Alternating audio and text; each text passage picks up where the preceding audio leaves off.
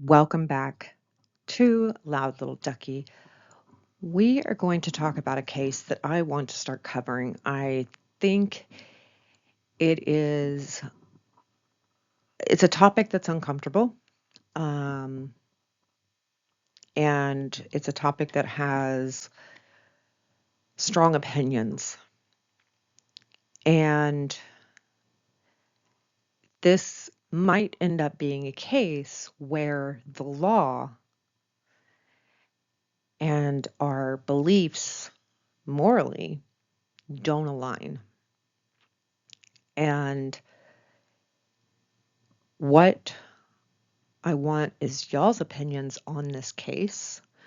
Um, I am going to issue a trigger warning as well because this does um, talk about predators.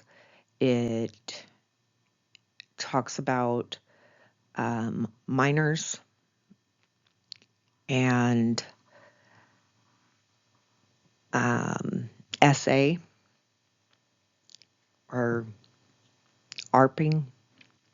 So if that is not something that you can listen to, this might not be the case for you.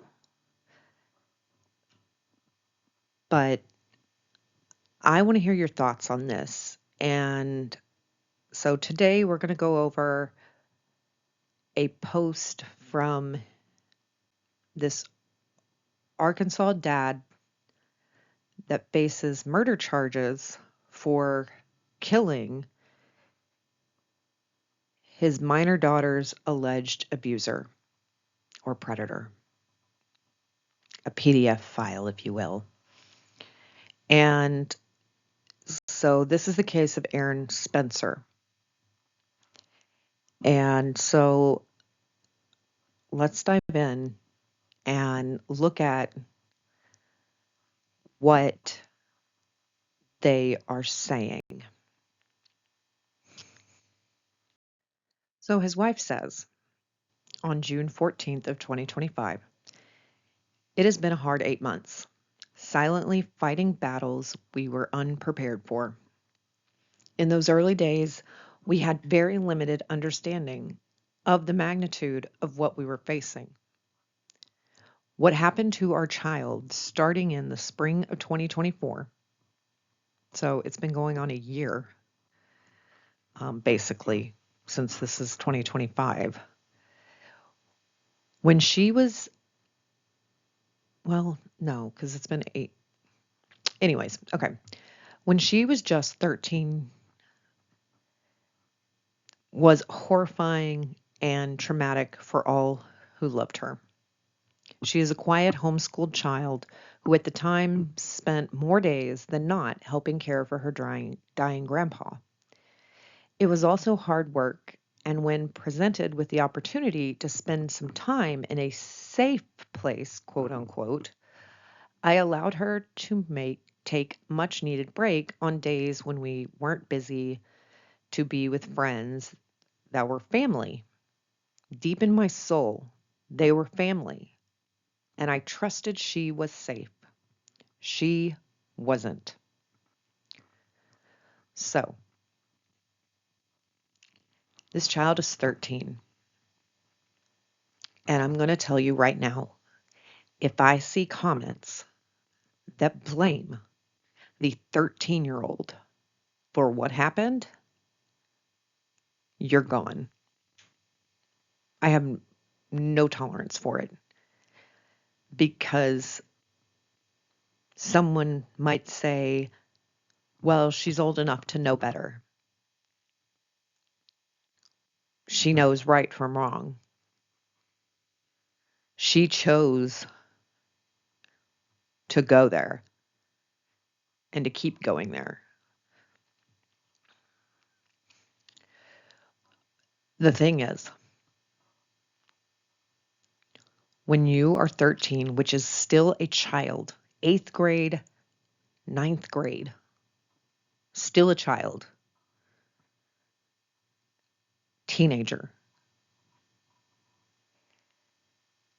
you being groomed or brainwashed or making somebody feel a certain way, or maybe somebody's too scared to say no, or what will happen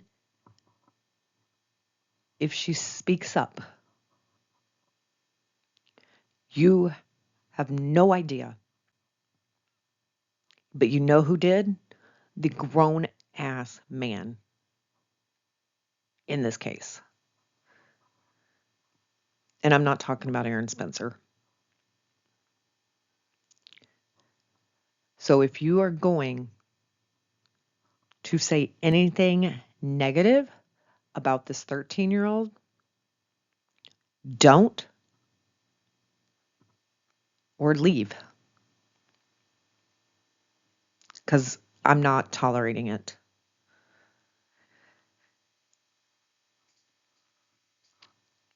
She goes on to continue. It says, it took very little exposure for an unknown man who was old enough to be my father to start pursuing my child.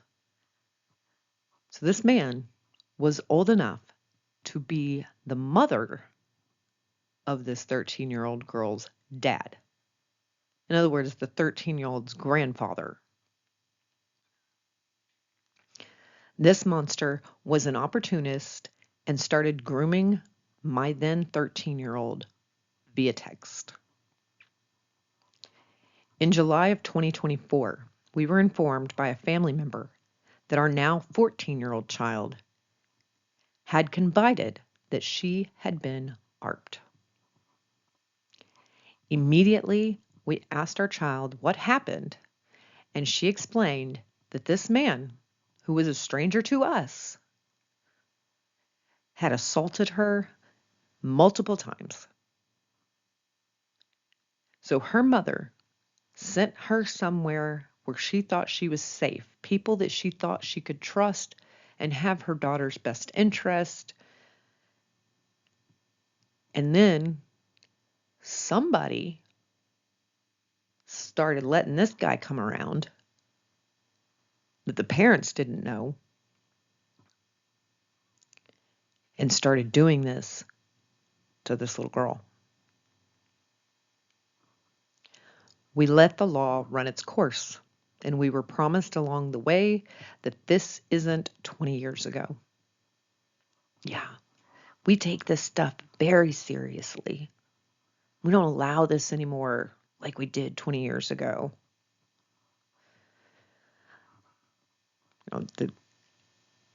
That they take things seriously now. We trusted that this man would be served justice under the law. While we were happy that he was quickly arrested, we were not privy to the fact that he was released on low bond with zero supervision. And this is something that pisses me off. These type of criminals, I don't think they deserve bond when you've hurt a child. I don't care if it's your first offense or not. You went full across the line. And the fact that the victim's family was not informed of this person being out on bail was ridiculous. That is not how things should be done. Oh, but this isn't 20 years ago. You're sure acting like it's 20 years ago. And zero supervision? Are you kidding me? Why is he not on house arrest? Why does he not have an ankle monitor? It is unacceptable. This guy should not have even been out. Even though we anticipated his release, we thought the pending felony charges and a no contact order would be enough to keep him away from our child. Guys, or not even guys, because we've seen lots of females. People like this do not care what a judge says. They don't care what the laws are. They are going to do what they want to do. And a piece of paper isn't going to keep them safe. If that guy or girl, predator, PDF file does not follow the order. This is why he should have stayed locked up. I get that he is presumed innocent at a certain point. But when you have these types of allegations, I think there should have been more restrictions. Even if they let him out on a low bond, they should have been able to tell. They should have had him on a GPS monitoring at the very least. They were wrong. None of that helped. We put our daughter into therapy and tried our best to manage her trauma while still caring for my dying father. So not only are they dealing with someone that is dying in their family, a father, a grandfather, they are also having to deal with this disgusting stranger that thinks he has some right to a child.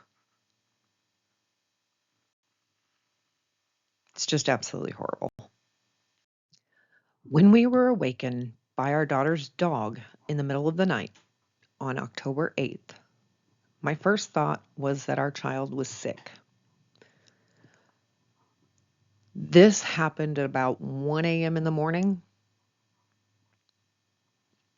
So middle of the night. And the dog woke up.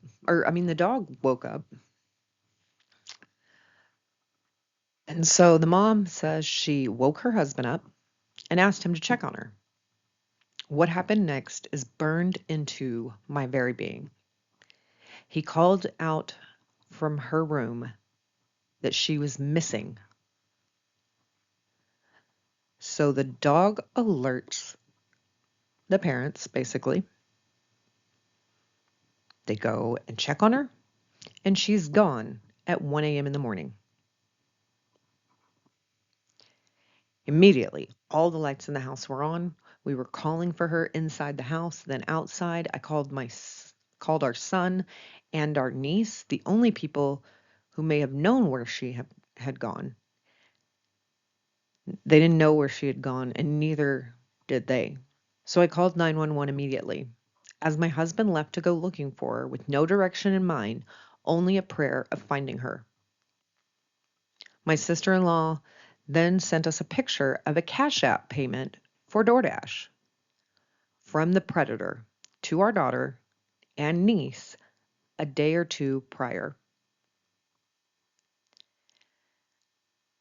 Why is this niece? I don't know how old this niece is. Why is the niece not letting people know about this? Is she a child too? I don't know. I don't know how old they are. But a day or two prior. So he's out of jail. What's the first thing he does? Violates the no contact order and reaches out to the girl that he's been arrested for doing things to. In that moment, we realized that she may have been taken, but it's the middle of the night and everything is happening in seconds, and every second counts. I tell 911 that this man may be involved, and as I am speaking, I am realizing that if he does have her, I'll probably never see her again. Statistics and horror stories raced through my mind. My baby, my little girl, gone. All I could do was pray. I hung up with 911 operator and called my mother. I screamed in horror while she prayed Hail Marys, God, please save my baby. My own screams will forever haunt my memory. By God's grace alone, my husband spotted the predator and our child and turned to follow them. Then the predator ran with our child. So this guy has kidnapped their daughter in the middle of the night. He is a known alleged abuser to this girl and to this family. He is facing criminal charges for this. That's why he was arrested. He has a no contact order. He didn't give a crap. Not one bit. He got the girl to get into a vehicle with him.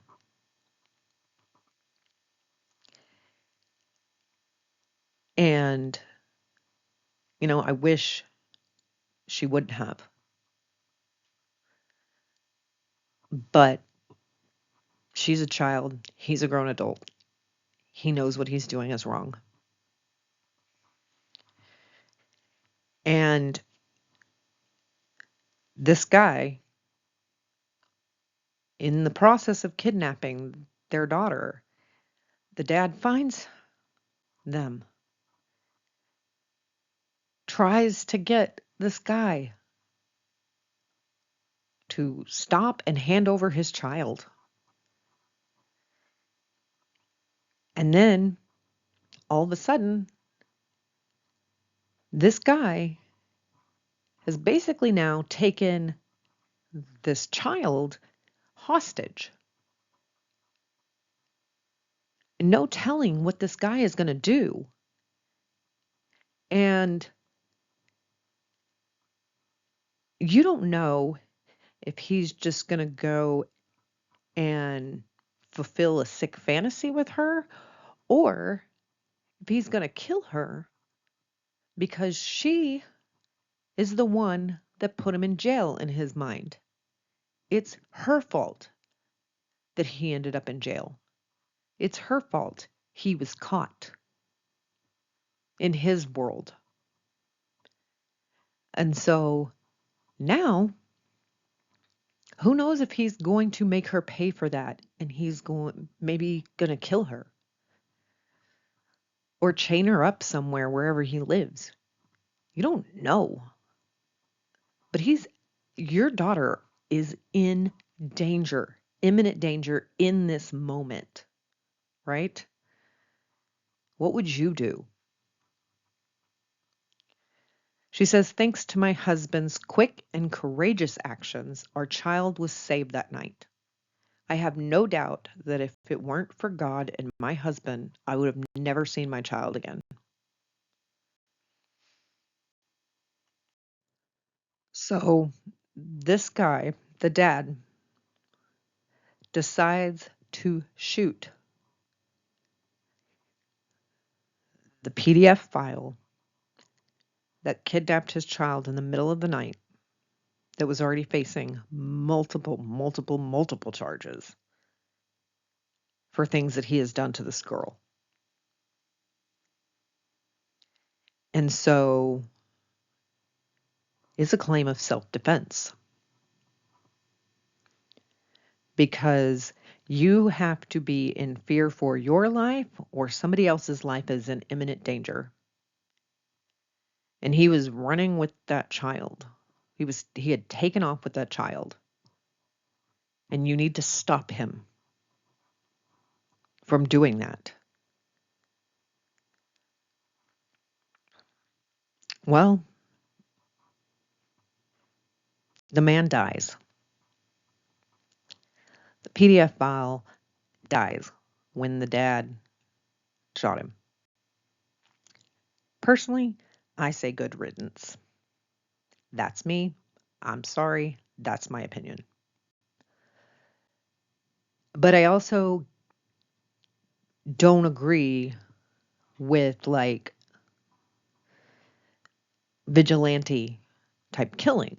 Like if this was a situation where the dad, when this predator got out on bail, if this dad had gone to this guy's house and then just decided to shoot him when he was abiding by, he wasn't coming near them anymore and he was following his bail conditions and there was nothing going on. His dad was like, I don't like what you did to my child, so I'm just going to go do this. We can't do that. Like I could see in that search circumstance, as much as it's like, well, good, but the law doesn't allow that. And we can't allow retaliatory and vigilante killings because we would just be a worse off society than we already are currently, sadly. But what does the state do? Well, this mom says the relief of my child being alive was quickly followed by terror as the prosecutor set preliminary charges at murder one with a $150K bond. Going through yet another essay exam with my child at the hospital while trying to find a lawyer for my husband was a nightmare. So the prosecutors are like, yeah, we're going to charge you with first degree murder for killing that PDF file. I know he was kidnapping your daughter and was in the commission of a crime against her after not being told he can't do that. He shouldn't have been doing it in the first place. But let's protect the predator. And you shouldn't have killed him. So, navigating criminal charges while also being fully traumatized by the events of that night was difficult.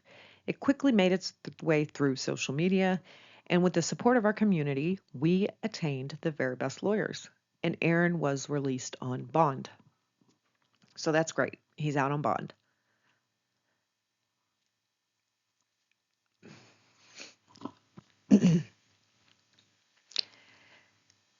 At the arraignment, they decided to charge my husband with murder two with a gun, enhancement charge. So now it's not murder one, it's second degree murder with an enhanced gun charge.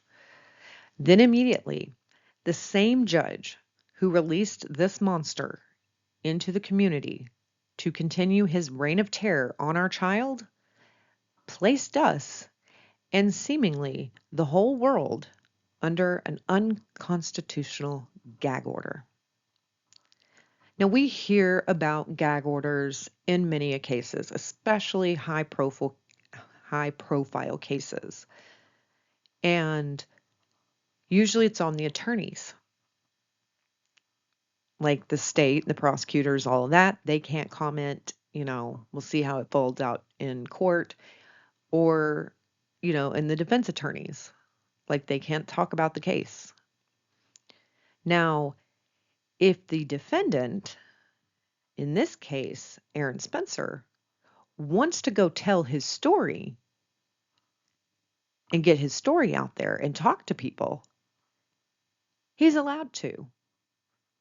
And even if he wasn't allowed to, his wife or anybody else, not a party, not anybody that's a party to the case, should be able to talk about it if they so choose. That's our First Amendment right. So they were told to keep quiet, a little hush hush, because we don't want anybody knowing that we're deciding to charge someone that may have a valid self-defense claim. No, we're going to railroad this guy. Just keep it hush hush. Thank God for the lawyers that they were able to get, because while they were no longer able to share their story and were forced to suffer the injustice of it all in silence, by some miracle, our case was heard by the Arizona Supreme Court. So their lawyers took this order and said, nope, this is unconstitutional. I'm appealing this decision. And they appealed it with the state Supreme Court. And the gag order was lifted. And I have that document of the Arizona Supreme Court that we can go over. So you can see what these judges had to say about it. We are now free to share our story again. So nobody was allowed to talk about it. Don't let the community know what we're doing. No. Everybody needs to know. You need transparency. Learn who your judges are. Learn how they're handling cases. Because this is not okay. And so when you go and vote, you don't know what these people are doing and if you even support the things that they do. That's why you need to know. Voting is our power in this. In most states, Massachusetts, they don't get to vote for their judges and stuff. I don't know what other ones are like that, but most states, you get to elect these people in these positions. And if these people are not operating the way you like them to, and they want to do things in secrecy and silence, it's shady and it shouldn't be happening. But you and your community can do something about it. She says, my husband didn't ask to be put in this position to save our child. We didn't ask for any of this. An evil man with a long history of predatory behavior targeted our child and was not scared of the consequences. Usually they're not if they're willing to do this type of stuff. My husband was forced to save his child from someone who should have never been on the streets to begin with. Please continue to pray for our family and share our story. If this can happen to us in rural Arkansas, it can happen anywhere. And this is in Lone Oak, Arkansas, I believe. And so she said, I've attached the Gifts and Go created by my sister for anyone who feels led to donate. We not only have an unjust system to fight, but also a lifetime of healing. Yeah, because this girl is going to need tons of therapy, ways to rebuild her life, learning that this is not her fault, that she didn't do anything wrong. What was done to her was wrong. And living with the memories of what this fucker did to her. It's just incredibly sad. And we will also go over this man's charges and a little bit about his past as well as we continue into this story. Here's what the Gifts Send and Go looks like, supporting the Spencer family.